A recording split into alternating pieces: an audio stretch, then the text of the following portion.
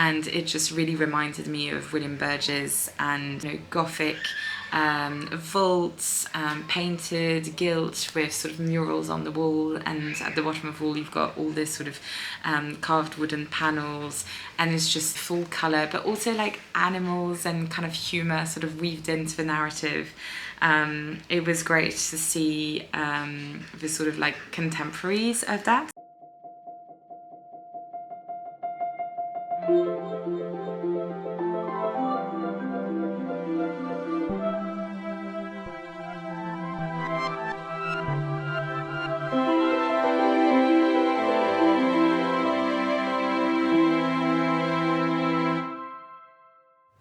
Welcome back to Artfully Crafted. My name is Alinor, and each week I travel to a craft person's studio, interview them and show you their work. Except for this week. Over the many months that we've been running this series, I've time and time again spoken with people who've talked about the importance of hand drawing versus 3D drawing. And even in the world of interior design, I think that's something that's, you know, very pervasive, that people are being encouraged to just go straight to 3D drawing. But I think more and more that I'm aligning myself with those who think that having the hand skills for something leads to long-term better design and better knowledge. So I'm challenging myself and headed on a 2-week course to Bruges, organised by La Table Ronde de l'Architecture, an organisation that specialises in traditional crafts, vernacular architecture, and particularly hand drawing and measured drawing. So let's see how I get on.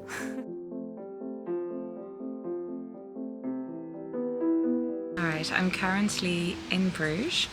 It's day 5 of the course. It's been really intense but incredible. We have done kind of like the first day was, as you would expect, sort of bedding in, that sort of thing, settling into the accommodation, shopping, all that kind of thing, getting our bearings. The first couple of days after that, we were pretty intensively like in lectures and touring the city as well on foot, and sort of getting the hang of like the architecture style of the city, and getting to grips with the context that we're going to be studying, which is great. But yeah, obviously with these sorts of things, you've got lots of information being thrown at you. So yeah, some really interesting moments.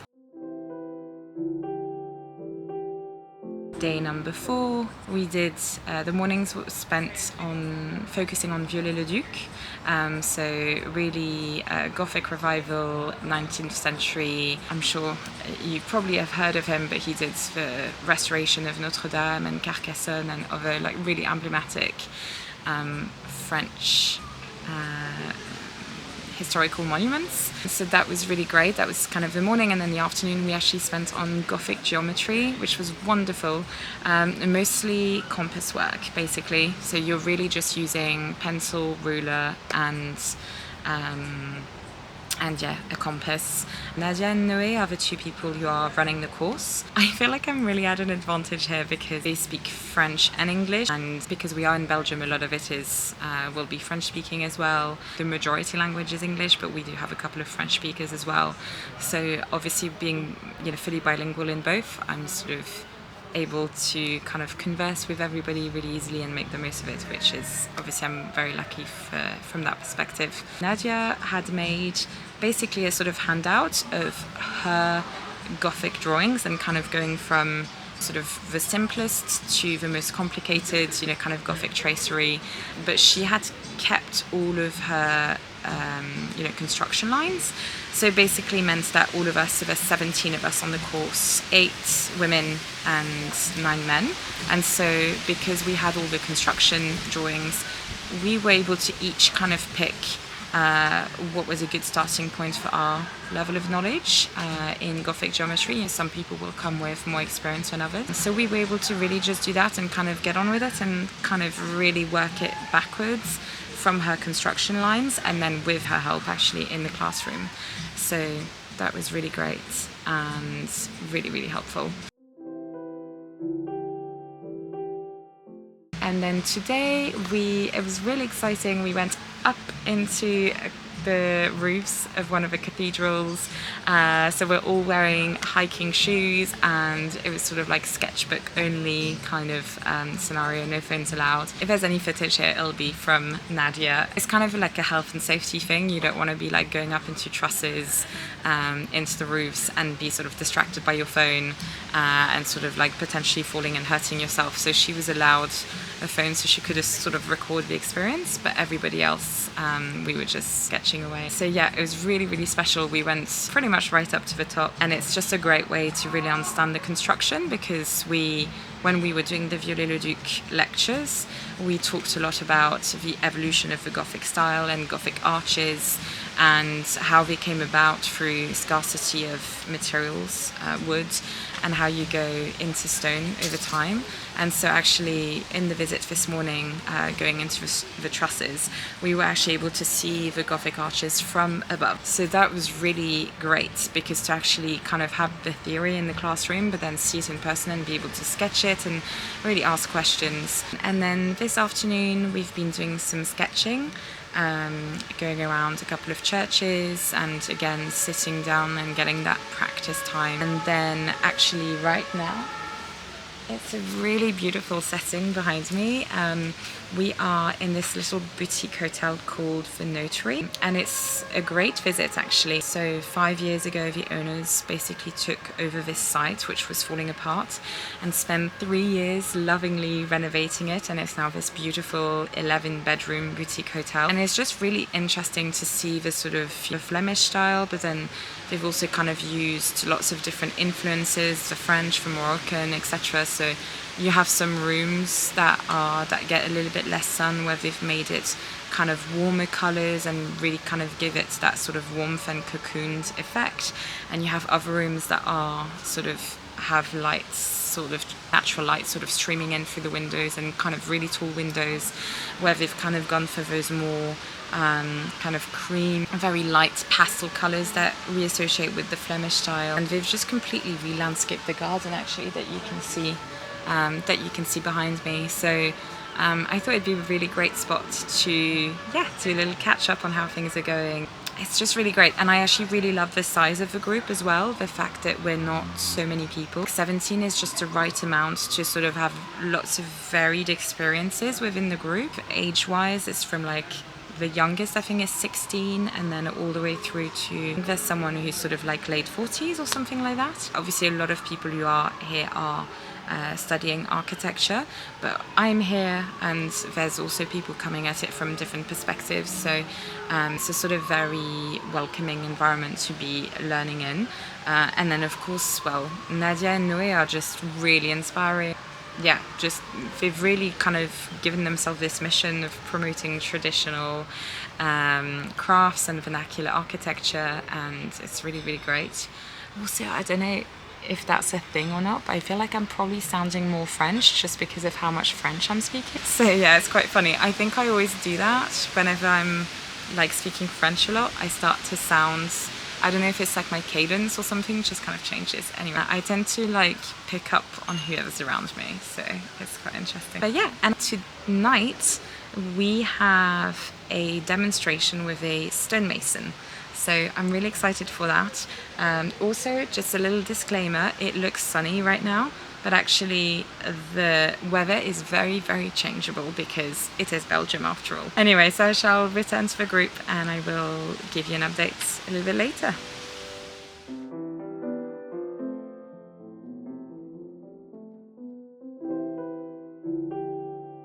Me again. Gosh, it feels like it's been so long since I did this.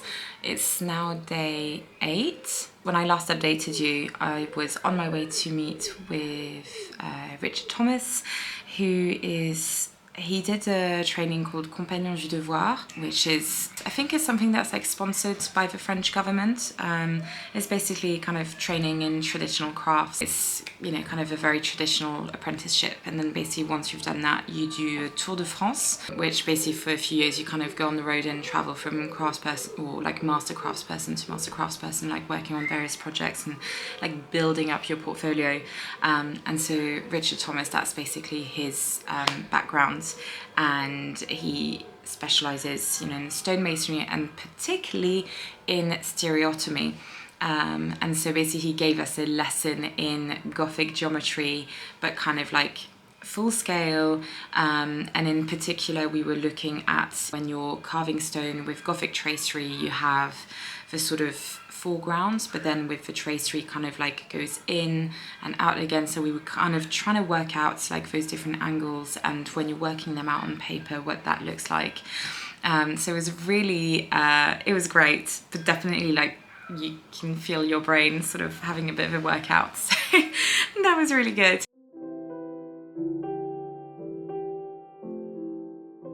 Day 6, we then went to the, I'm so sorry to anybody watching this who speaks Flemish, I'm gonna totally butcher this pronunciation. It was the St. John's Hospital.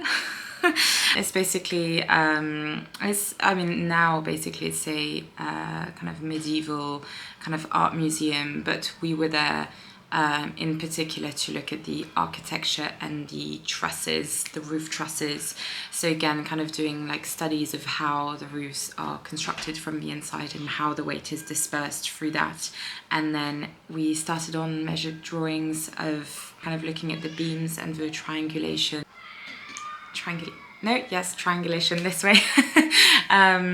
But yeah, so that was really, really good. And we actually pretty much spent like the full day there because they had different buildings. So we kind of were in the main one, sort of up in the trusses.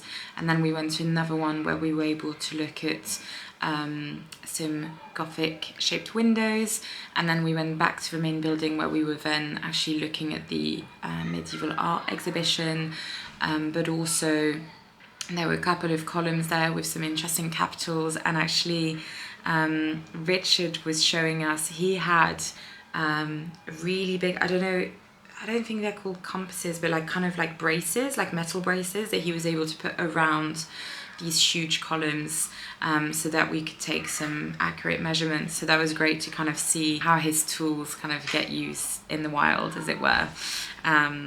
So that was really cool. And then we actually went back to the school, and basically at the school we had a block of stone, and Richard was actually able to demonstrate stone carving. I mean, we only really did a sort of one edge, but it was just really great to kind of feel, I think it was on blue stone, but it was great to kind of get a feel for the strength and the accuracy, and also like when you're trying to kind of keep the chisel where it is and not let it sort of like run away and sort of hit areas that you're wanting to protect. So yeah, just really interesting, that sort of equilibrium, I guess, between like force but precision at the same time, which is really tricky to get. But also the setup was quite funny because it wasn't really like the optimal setup in the sense of like we were in the basement on like just a normal table, and so it was like, even though he obviously is doing it in a very controlled way, you could see the sort of the table like kind of moving, and so it kind of really gives you a sense of the force required. And he was kind of telling us like the toll that it can take on the body, and then also we got that exposure to like the smell of stone, which was surprising to a lot of the students. Like each different type of stone has very much its own smell, and so that's, to get that exposure the first time is really something quite surprising, I guess.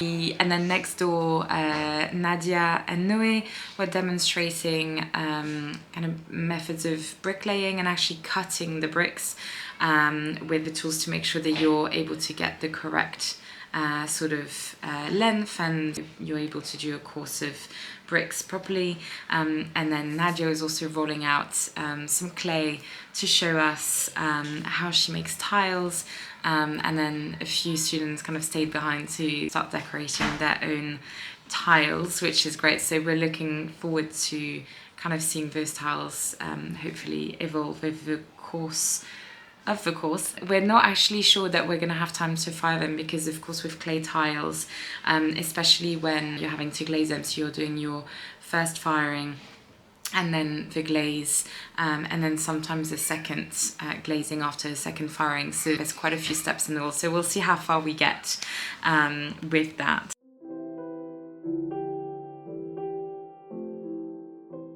day 7.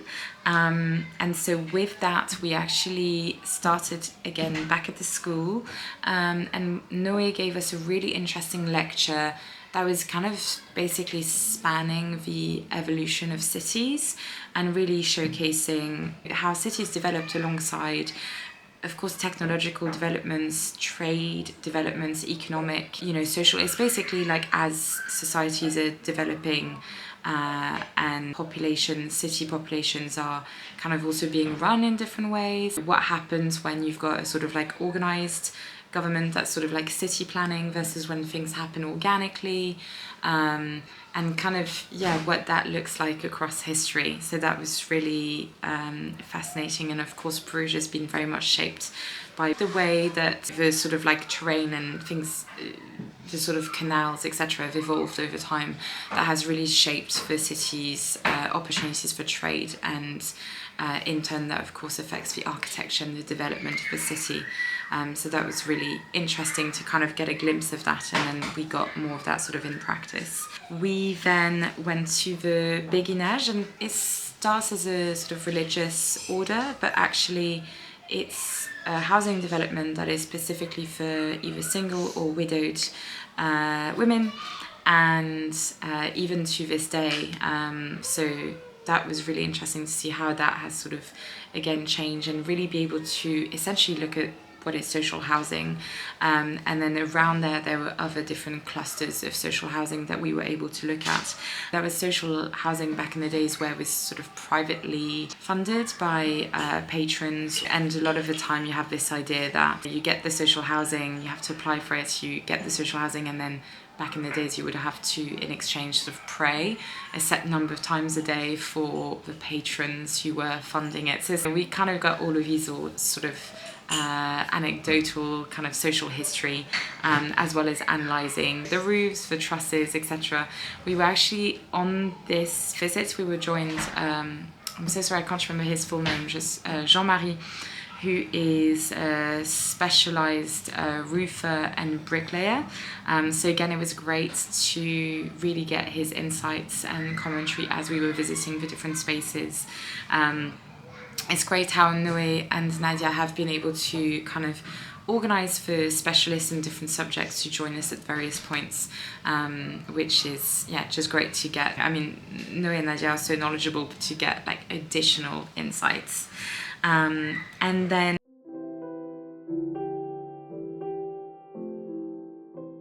today, so day 8, we went to, it was great. I mean, so if you watch this channel, you probably already know that I'm obsessed with William Burgess. I've commented or mentioned him in a couple of past videos. We went to visit the City Hall, which is just like a full-on 19th century neo-Gothic hall upstairs. And it just really reminded me of William Burgess, and I think, Gothic vaults, painted, gilt, with sort of murals on the wall, and at the bottom of the wall you've got all this sort of carved wooden panels, and it's just full colour, but also like animals and kind of humour sort of weaved into the narrative. It was great to see the sort of like contemporaries of that. The name is Louis de la Senserie. He was the architect. So it's kind of, you get William Burgess, of course Pugin as well, but sort of I'm thinking the more sort of flamboyant neo-Gothic architects that use a lot of colour. You've got William Burgess in the UK, I would say Viollet-le-Duc in France, and then in Belgium it's Louis de la Senserie is really kind of the main name. And then in that hall, the mural designer, who started the project, and then his brother took it over. So it was Albert, again, I'm going to butcher this name, I'm really sorry, Albrecht de Brient, and then his brother Julian as well. So they were responsible for the decorative painting in that. And as you can imagine, that was probably my favourite visit so far. And then we also went to the Berg, where we got to see it's kind of this U-shaped room, which is just this great hall, where again we were sort of admiring the construction, the trusses and Gothic tracery windows, but just getting that sense of scale. It's one thing to be looking at photos, but actually doing visits sort of in the flesh and being able to experience the space. Actually, at one point we were laying down on the floor to really be able to look at the trusses from below, and it was really interesting to see. You're really using wood, that natural material, and Nadia was explaining a lot of the time the trusses were actually worked in, I don't know if the word is like fresh wood, but like when not all the water has evaporated from it, and so it'll sort of still shrink, etc., when it's in place. And so you can see how there has been a little bit of movement. Some trusses were sort of at not a huge angle, but you can see how things have sort of lived and breathed a little bit over time. So that was great to kind of be able to sort of look up and really look at that. And then we spent most of the afternoon, we were split up in different groups, and again other teachers have joined us. So we're now split into groups doing really focused measured drawings. So I was part of a group that went for fish market, and it's more the kind of classical columns.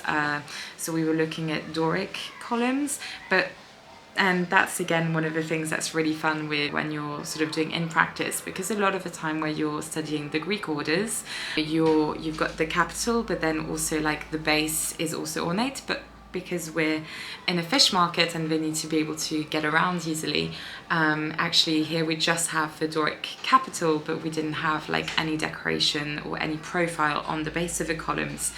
So it's literally kind of just a square with sort of arched like roofs over rows of columns just over a rectangle, you're arranged kind of like around a courtyard. And so we're now doing drawings like sections to really study the detail of where different beams sort of meet, and doing a study of like the rafters, etc. And then doing more detailed drawings of the column, the capital. I mean, within my group we've all kind of focused on different elements, so it'll be interesting to see.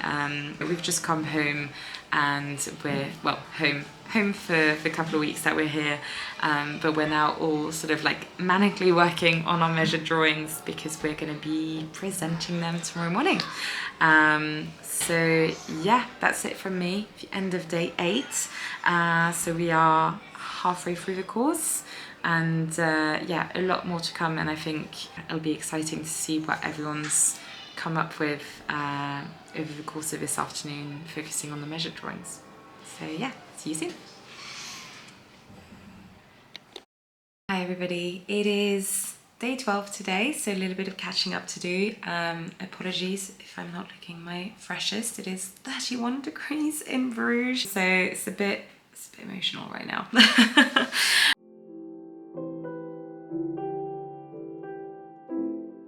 We started day 9 with a lecture on bath. Actually, we've got a couple of architects from the UK who have joined the course. Jacob Ring, I hope I'm pronouncing their names right actually, and Pablo Alvarez Funes, if I'm pronouncing this correctly. So we work in different architecture firms, so it's great to have them along, and they're sharing different perspectives, so it's really interesting.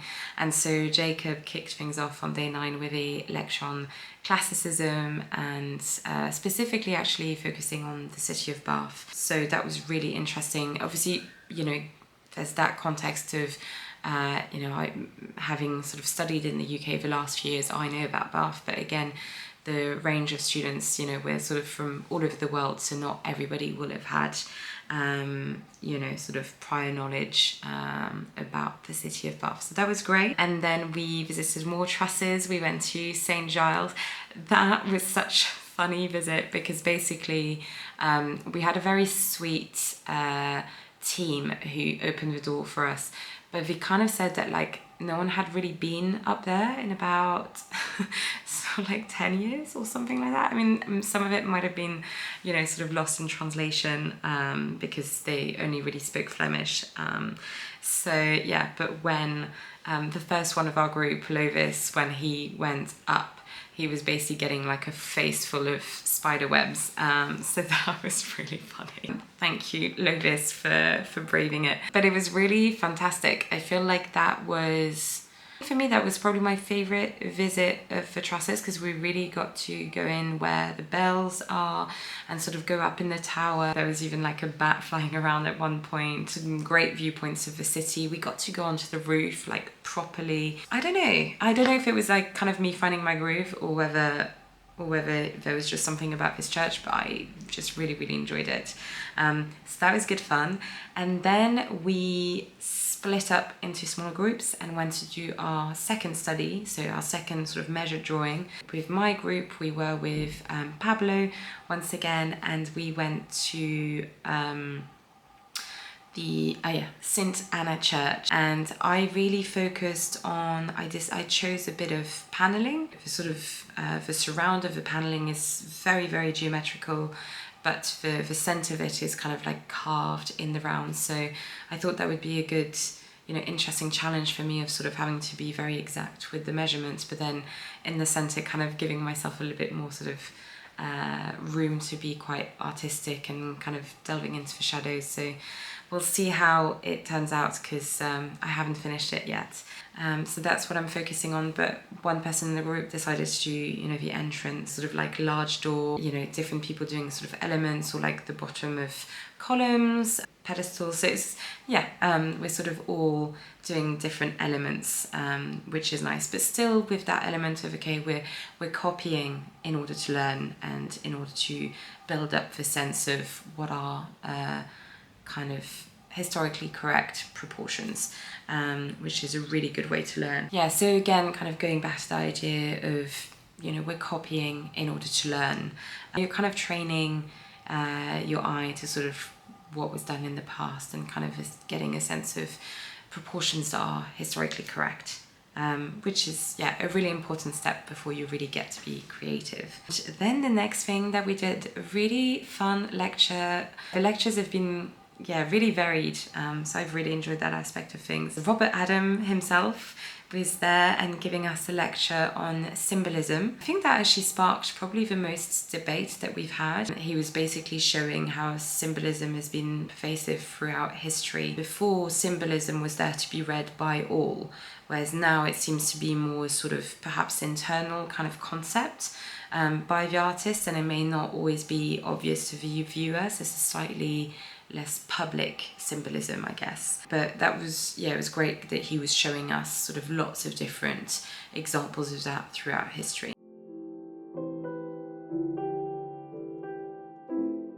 We kicked things off again with a lecture by Jacob, who was talking about Camille Citeaux and his theories on urban planning. So Camille Citeaux, really his focus was talking about urban design and public squares and how they're occupied, and the flow of people through squares, and how to basically sort of best deal with them in a way that doesn't make you feel exposed, that gives you a sense of, you know, public squares having a sort of human scale to them. I think he was preoccupied with this idea of, you know, when you get sort of like central streets going in and you just kind of feel like exposed and like you're in a through space, and it doesn't feel very sort of enclosing. I think he just really wanted this idea of not feeling cozy in a square, but, you know, feeling like it's a place where you're safe almost, and also this idea of, okay, you don't want to have something like bang in the middle of the square,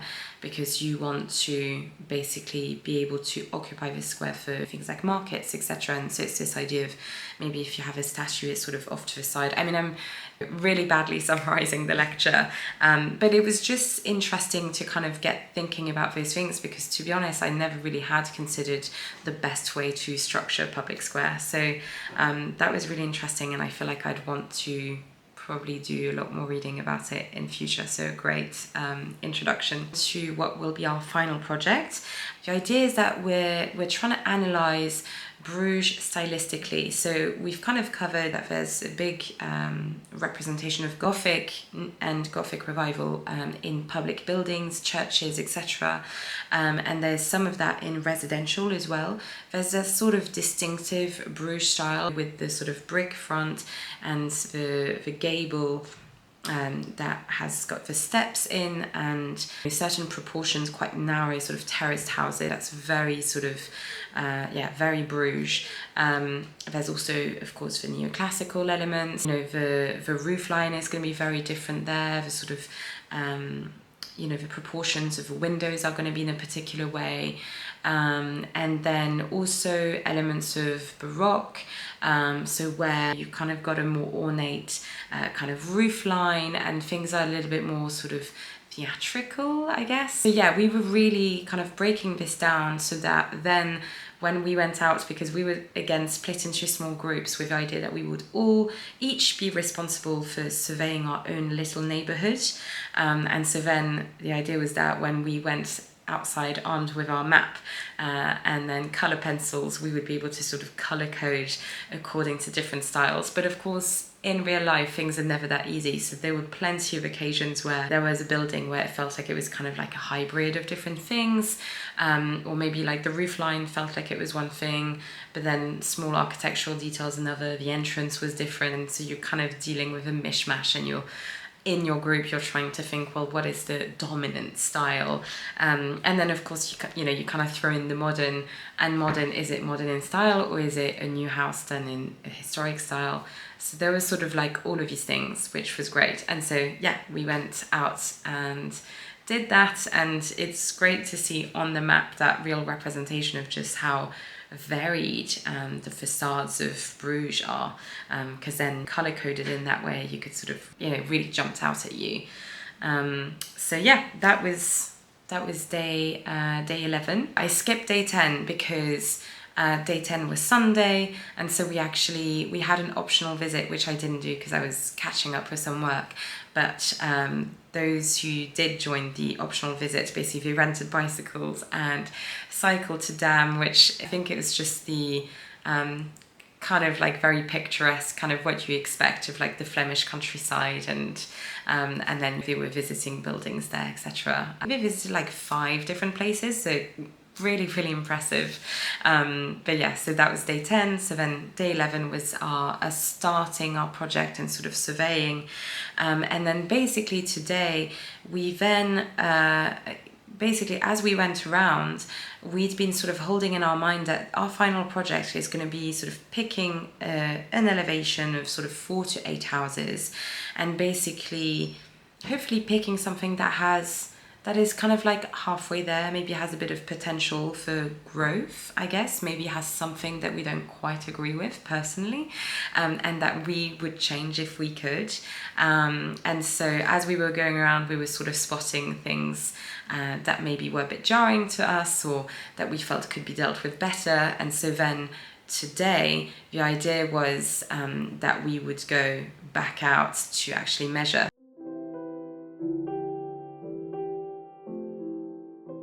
Day 12, we kicked off the day with Pablo actually did a lecture, a marathon of a lecture through the Gothic revivals, not just in the UK but across Europe.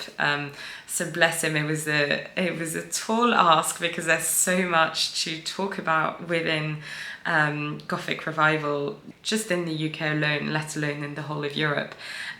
So yeah, he picked examples from lots of different countries, and it was amazing to just see that, the variety.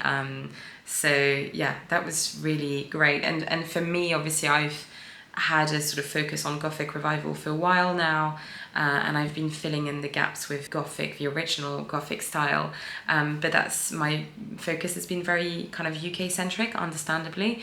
So it's great to see, because he's from there, he was mentioning instances of Gothic in Spain, as well as of course Bruges, since we are here. So it was nice to see that, and then it's up to us to sort of take it forward and research it further if we want to. And once we had done that, we then headed out to our chosen street, and we measured our street elevation. So in this instance, Nick and I have chosen to it's like 4 houses, sort of the ones either end of a sort of very traditional Bruges style with the stepped facade, but the 2 in the middle are very modern, but like weirdly so, like they kind of, to me and to Nick, they seem kind of, yeah, like they don't really fit with the rest of the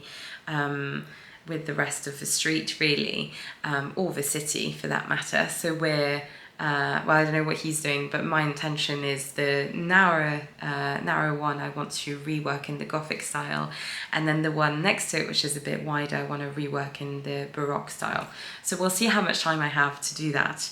And then we did that in the heat as quickly as possible so that we could head back inside. And then we've basically been setting up our drawing onto A1. So we're doing, an A1 piece of paper. We're doing that elevation of the 4 houses, 1 to 100. And then below it, we're doing our building before and after our redesign proposal at a scale of 1 to 50.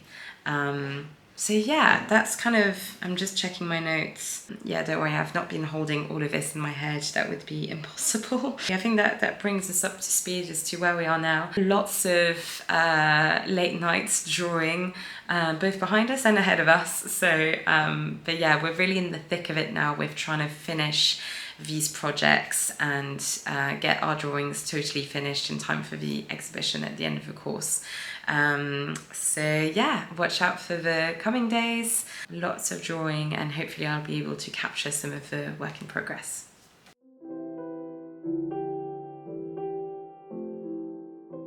The rest of the course, as you can imagine, we were all sort of like manically drawing, trying to get things done.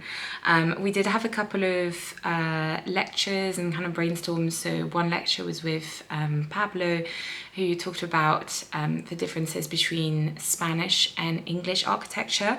It was really interesting to hear his perspective on how like history and the kind of sociological development of each country basically, and the sort of markers of history have impacted the way that people live, and the weather impacts the materials that they use, etc. And over time, like those things kind of compound to create quite different architecture, vernacular architecture. So that was really interesting, and obviously he has that perspective of being Spanish, and he has practiced early on in his career. I think he's also done projects with his family and friends in Spain, but then he's also practicing in England, so he really has that dual perspective, which was really great. We also had a lecture, well, more of a kind of open discussion with Ricardo, another one of the lecturers whose he joined was around the time that we were doing that I was doing the fish market study with Pablo. He was with one of the other groups, and then same as Pablo and Jacob, stayed on until the end of the course. And we had a sort of roundtable discussion about the future of architecture, both of course in the context of AI, but also, and it was very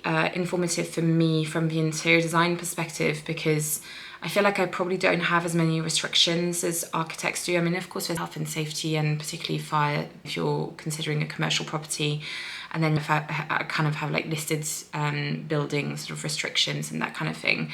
But I feel architects are all a lot more restricted with regulations. And so everybody was kind of sharing their experience of trying to build in the vernacular style, but not just that, actually using traditional materials in the face of regulations. And quite often people who are implementing regulations who actually haven't really studied vernacular architecture and traditional materials, and maybe don't understand how they're so suitable to making buildings that are safe and long-lasting and all these sorts of things. So yeah, it was really interesting for me. I feel like definitely from their perspective, I heard a lot of frustrations with people who maybe don't understand that actually like stone is load bearing, like, oh, what a surprise, you look at cathedrals. But actually for some people, it's, you know, who even are in the profession, it's often not knowledge that is shared nowadays. So those sorts of discussions make it even more obvious for me how important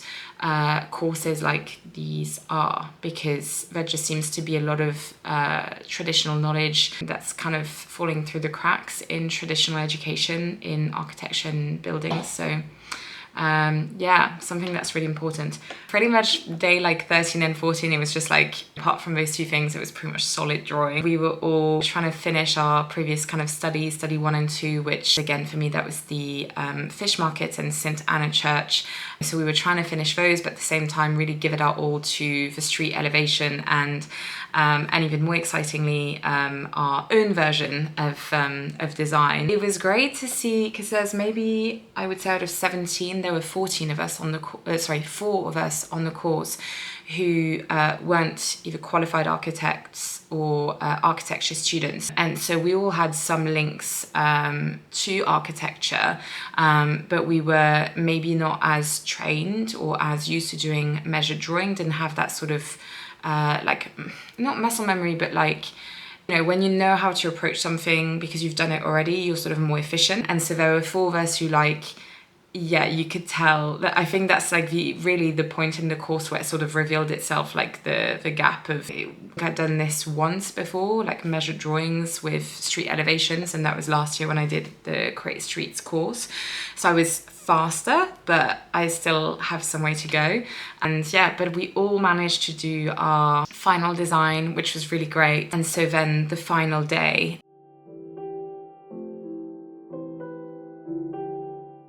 we kind of did like 5 minutes each of presenting to each other our street elevations and kind of explaining how we perceived that street and the whole neighborhood, and then what we felt we could add to that street and maybe amend, and therefore, you know, what our new design was. So most of us did one facade. A couple of people attempted a little bit more. But yeah, it was great to see. And actually, I was very pleasantly surprised, like so many people went for the Gothic, or kind of very vernacular Bruges style, which still has elements of Gothic in. Well, again, speaking just from my experience of practicing in the UK, I very rarely see people designing in the Gothic style. A lot of the time it's more of a sort of Georgian or the classical kind of register that is used. And so it was really, yeah, quite exciting to see more Gothic being used. So that was really, really lovely. We then had a kind of big lunch together celebrating all that had been learnt and achieved, and Nadia and Noé are actually keeping all the original drawings. They'll send us scans of them, because basically they are part of the archive of the school, but then also they're actually going to exhibit the originals at the Béguinage, which is one of the places we visited.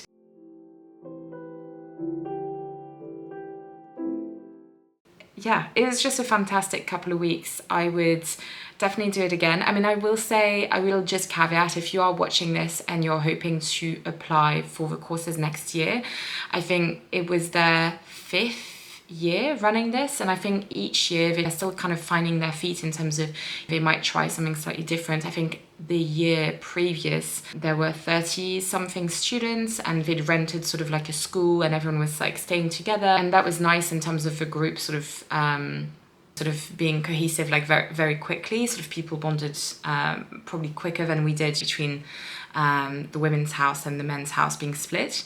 But then the downside to that is with a big group, they couldn't do the visits in the trusses like we did. Being up in, like, already our group felt large in some of the places we visited when we were sort of going up in the rooftops of cathedrals and stuff like that. So I think every year they're sort of changing the program a little bit, or like the format, and they're sort of, the school is still young, and so everything that I've told you now might not be exactly how it's run next year, which totally makes sense.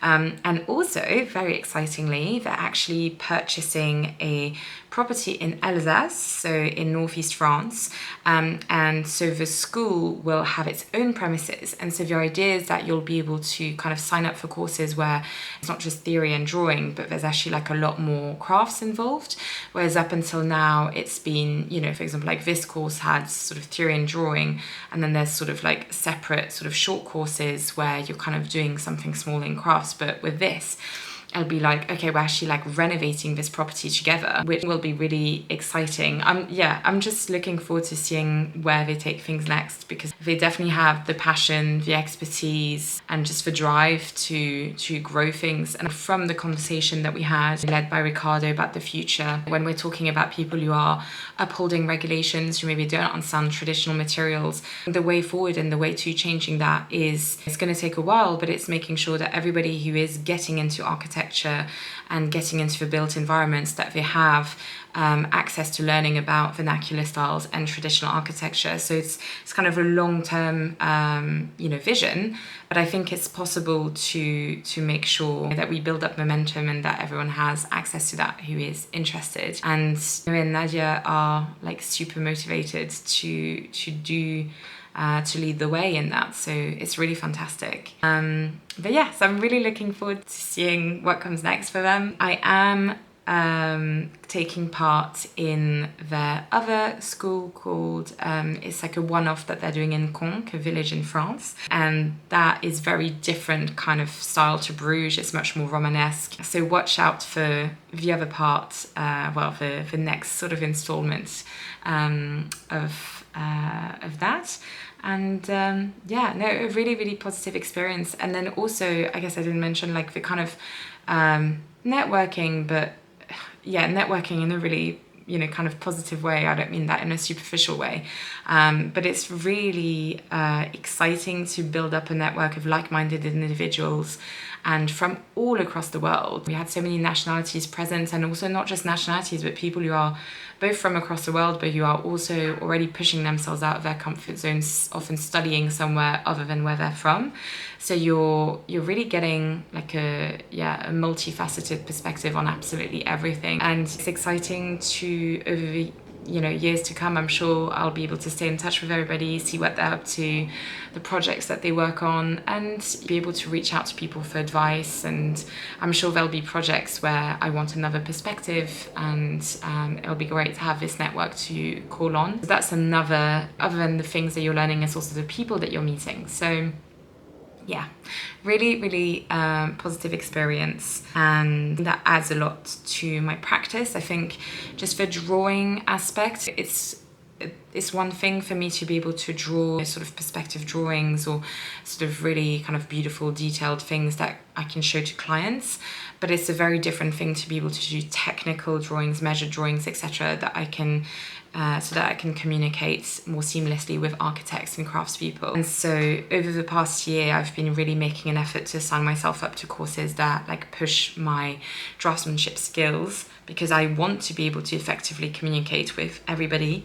And so hopefully that's something that you'll see me sort of incorporate over time as well, in hopefully even in some videos. So yeah, a really positive experience all around.